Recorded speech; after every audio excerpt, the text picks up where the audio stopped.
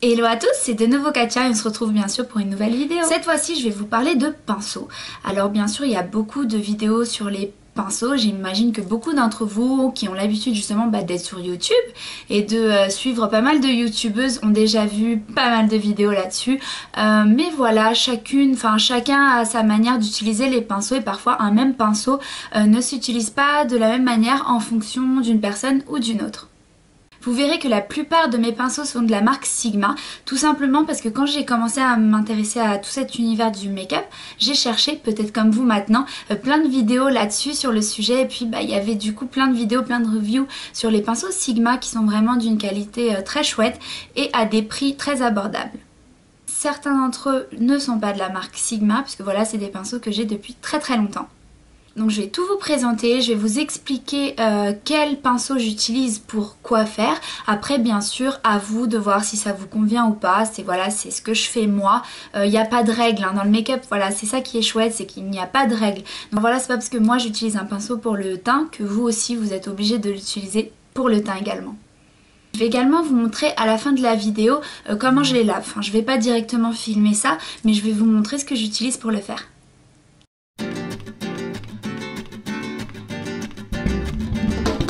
Donc je vais commencer par les pinceaux de teint. Je les ai ici à côté de moi, donc il y a ça, il y a également ceux-là. Je vais commencer par vous présenter les pinceaux du fond de teint. Donc pour le teint, j'ai deux chouchous, donc de la marque Sigma. Il s'agit du F88 et du F80. Alors le F88, je vous le montre. Voilà, c'est un pinceau qui est en angle. Et le F88, donc c'est celui-ci, il est tout plat. Alors je suis désolée si vous me voyez regarder en bas, c'est parce que j'ai mon retour écran, donc comme d'habitude. Et je suis également désolée, mais voilà, j'ai certains pinceaux, la plupart même qui sont sales, parce que voilà, j'en ai pas non plus des masses. Donc forcément je les utilise et c'est plutôt le week-end que je les lave. Alors il n'y en a pas un que je préfère plus que l'autre, voilà, les premiers que j'ai acheté il me semble que c'est celui-ci et ensuite j'ai acheté celui-ci donc qui est tout droit et voilà en fait je les utilise, donc celui-ci est propre tout simplement parce que les pinceaux pour le teint c'est ce que je lave le plus souvent, donc forcément comme ça prend un peu plus de temps à sécher, c'est très bien d'en avoir deux, comme ça quand l'un est en train de sécher ou est sale, j'ai l'autre. Donc voilà, c'est des pinceaux qui permettent d'appliquer le fond de teint très vite et uniformément. Maintenant pour l'anti-cerne, j'ai deux chouchous encore une fois, donc toujours de Sigma. Si je vous dis rien, c'est parce que c'est de Sigma. Le F86 qui est un pinceau assez pointu, comme vous verrez encore une fois il est sale, je suis désolée mais voilà. Donc F86 et là on a le F82 qui est voilà arrondi. J'espère que je vous montre tout ça bien. Alors donc comme je vous ai dit, j'utilise pour l'anti-cerne, il n'y en a pas un que je préfère à l'autre, donc celui-ci est peut-être un peu plus précis, mais le problème de celui-ci, donc du F86, je les connais pas par cœur, donc du F86, c'est que voilà, et je pense que vous le verrez après, je sais pas, 3-4 utilisations, le produit est là et après c'est tout sec, donc ça fait un peu mal. Donc du coup ouais, celui-ci est peut-être mieux. Après il y en a qui peuvent dire oh c'est un pinceau assez grand quand même pour l'anti-cerne, mais moi j'applique mon anti-cerne en triangle.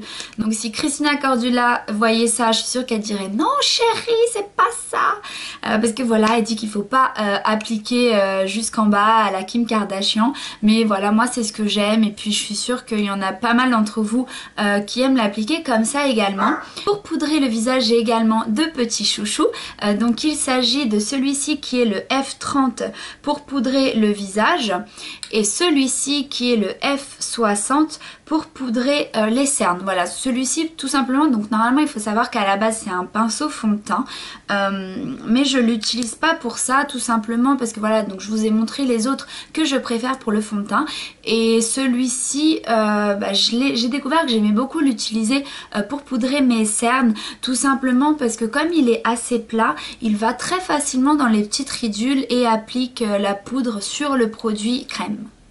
Celui-ci pour le visage, il est top parce qu'il est bien grand, donc je poudre donc j'utilise de la poudre libre et je poudre très vite mon visage.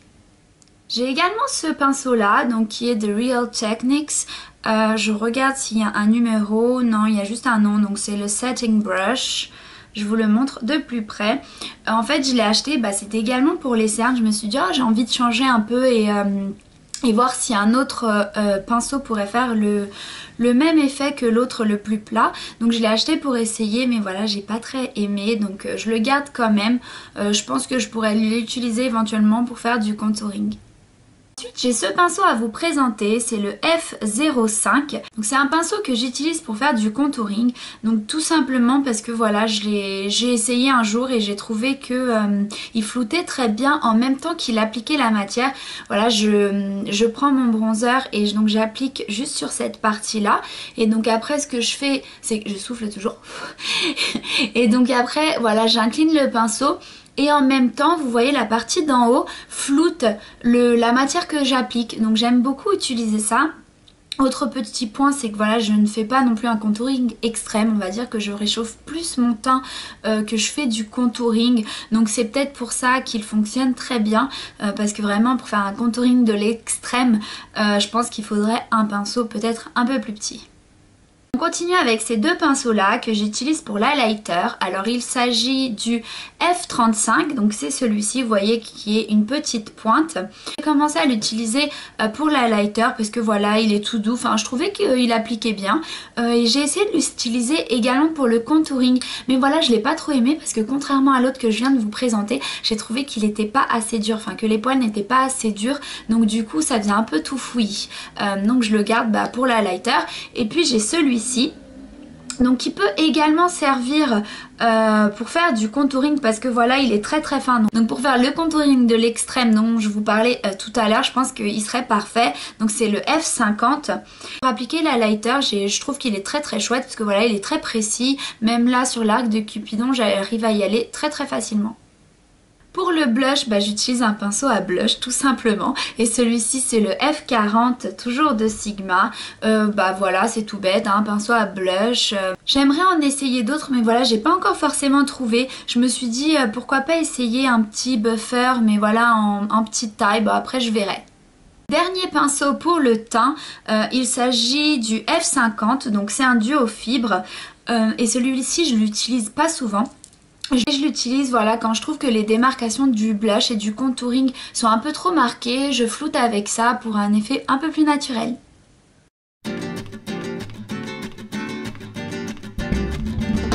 Maintenant pour flouter, j'ai 4 pinceaux à vous présenter, enfin 3 parce que ceux-là c'est les mêmes. Je vais commencer justement par ceux-là, donc c'est de Sigma. Ils sont tout petits parce que vous savez quand vous achetez un certain montant chez Sigma, vous avez le droit à un cadeau et donc du coup ça c'était les cadeaux. Alors il s'agit du E25. Voilà, je vous le montre d'un peu plus près. Ils sont vraiment top. En plus ils sont très petits, donc c'est très facile pour les personnes qui ont des petits yeux comme moi de flouter la matière. Après on a celui-ci qui est le E40, c'est un pinceau un peu plus grand, donc du coup on peut aller un peu plus loin avec. Et enfin celui-ci est de Julicious, donc la marque Julicious, pour celles qui connaissent, c'est une marque créée par Julie, une youtubeuse. Et c'est un pinceau que j'aime beaucoup parce que voilà, il est petit mais il a beaucoup de poils, donc on travaille très facilement avec, il est un peu plus précis que celui-ci. J'ai tout cela à vous présenter. Alors c'est des pinceaux que j'utilise pour appliquer l'ombre à paupières. Alors je vais essayer de vous les présenter un par un et d'aller quand même assez vite. Donc on a celui-ci, donc toujours la petite taille puisque voilà c'était également un cadeau, donc qui est le E56 et je l'ai jamais utilisé mais bon voilà, je l'ai quand même. Après on a le E45, alors je vais les poser, ça sera plus facile. Le E45. Donc on peut appliquer et flouter avec parce que vous voyez il est quand même assez poilu. Après on a le E55. Voilà, je sais pas si on verra bien mais je fais de mon mieux. Après on a le E70, voilà, qui est très bien pour appliquer de la matière ici dans l'arcade. On a celui-ci qui est de la marque Essence. Alors je sais pas, donc ça fait justement partie des tout premiers pinceaux que j'ai eu. Par contre, ouais, il n'y a pas de référence de numéro ni rien, mais voilà. Ensuite on a ce très gros pinceau qui est le E60. Donc souvent ces pinceaux qui sont un peu plus plats, donc je les utilise pour l'ombre à paupières comme je vous ai dit. Donc c'est très rare quand même que j'utilise des ombres à paupières, mais voilà, parfois ça arrive, surtout pour filmer des vidéos. Et quand je fais ça, donc soit je le mouille un peu, soit je mets du Fix Plus pour pas que la matière tombe.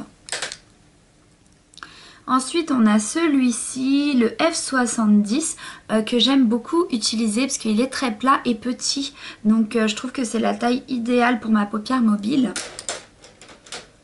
On a celui-ci qui venait avec l'une des palettes Urban Decay. Donc parfois je l'utilise, mais voilà, c'est quand même assez rare. Celui-ci de Sephora, alors je regarde, c'est le 14, donc estompeur paupières. Mais voilà, je l'utilise pas souvent, ou alors juste pour mettre de la matière en dessous de l'œil. Et enfin, on a celui-ci qui est le E47 de chez Sigma. Pour le dessous de l'œil, j'utilise ces deux pinceaux là, donc le pinceau E30 de chez Sigma et le E15 toujours de chez Sigma. Donc voilà, c'est des pinceaux qui sont assez précis. Celui-ci te permet de flouter en même temps, donc voilà, c'est assez chouette et ça fait le travail assez vite. J'ai également ce pinceau là à vous présenter. Donc il s'agit du 27, donc applicateur mousse de Sephora, tout bête. Et celui-là je l'utilise quand je mets du crayon noir, voilà, quand je veux quelque chose de naturel mais quand même avoir l'œil un peu foncé. Je mets du crayon noir assez mal mis d'ailleurs et j'estompe avec celui-ci. Je trouve qu'il fait très bien ce job là. Celui-ci c'est le E21. Donc comme vous pouvez le voir, c'est un pinceau très très petit et très précis que j'utilise pour appliquer de la lumière dans le coin interne de l'œil. On a maintenant les pinceaux eyeliner, alors c'est le même mais voilà, celui-ci c'était en cadeau, donc c'est le E05.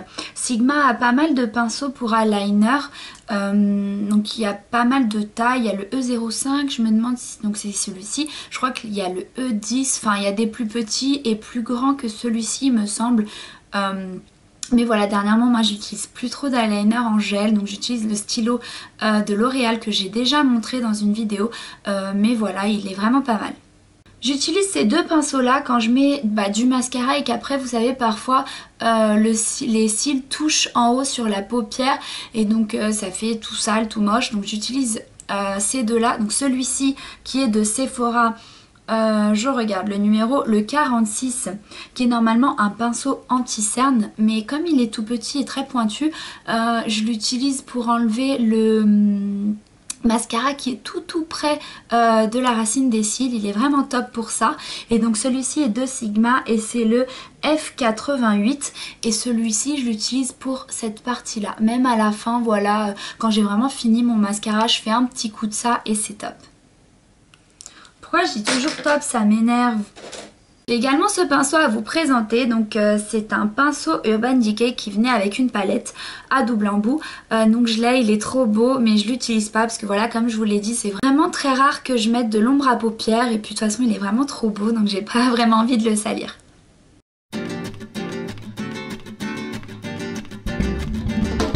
Enfin pour les sourcils, j'ai trois pinceaux à vous présenter. Alors on va commencer par ces deux là, donc c'est des pinceaux de Sephora donc qui ont un double embout, mais bon ça j'utilise pas. Et c'est les... Alors est-ce que c'est pas effacé parce que ceux-là sont vraiment très anciens. Je crois que c'est les plus vieux que j'ai. C'est l'estompeur, alors je crois qu'il n'y a pas de numéro mais voilà c'est les estompeurs hein, comme celui que je vous ai monté tout à l'heure mais qui était noir. Alors c'est simple, au début, enfin avant plus maintenant, j'utilisais l'un des deux pour faire mes sourcils, donc pour remplir les petites failles, voilà, et les dessiner. Mais maintenant je le fais plus, maintenant j'utilise celui-ci de Sigma que je trouve... voilà, très bien également, donc c'est le E65, il est plus petit et un peu plus précis, donc du coup ça me permet de dessiner un peu mieux le sourcil. Et puis voilà, j'ai celui-là donc qui est pareil que l'autre hein, que j'utilisais pour faire le sourcil, mais celui-ci je l'utilise pour appliquer de la matière sous le sourcil, donc pour illuminer le sourcil.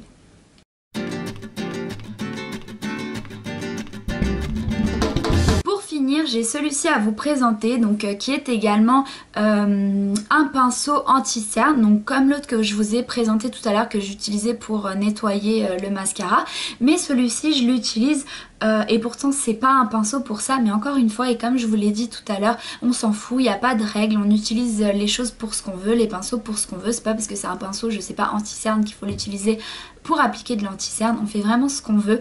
Et donc du coup moi ce que je fais avec, c'est que je nettoie, quand j'ai appliqué du rouge à lèvres et que je l'ai mal mis ou qui est un peu dépassé, bah, je l'utilise pour nettoyer. Donc j'applique sur un petit, je vous montre de toute façon. Donc c'est là que je range mon maquillage. Donc j'ai ça qui est un anti-cerne, donc de chez MAC, et je mets comme ça un peu et après je nettoie tout simplement.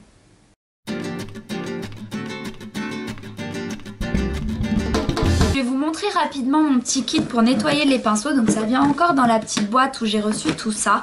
Donc ça fait à peu près 2 ans peut-être que j'ai ce qu'il faut pour nettoyer les pinceaux. Donc avant tout je vous montre ce que j'utilise. C'est tout simple, j'utilise du shampoing pour bébé. Voilà, celui-ci est de Leclerc, il coûte 1 € et quelques, vraiment pas cher. Donc c'est du shampoing extra doux, cheveux fragiles et fins, donc pour les enfants. Donc c'est ce que j'utilise tout simplement.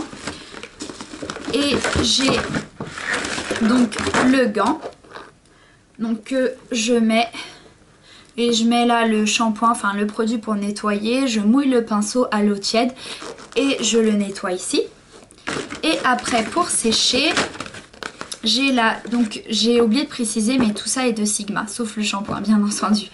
Donc là j'ai le petit Dry and Shape où je mets mes pinceaux une fois qu'ils sont lavés. Donc pour les sécher c'est très simple, je vous montre.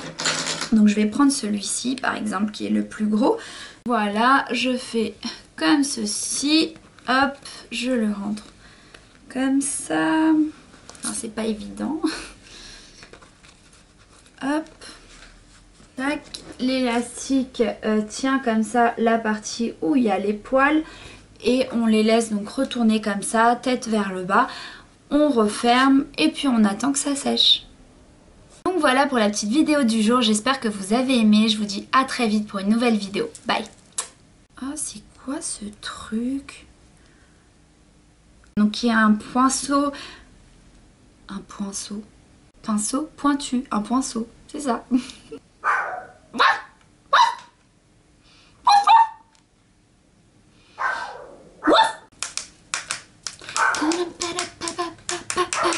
Donc voilà, c'est les deux chouchous pour appliquer. Comme d'habitude, il me manque un mot. Donc voilà, c'est les deux chéris pour appliquer le fond.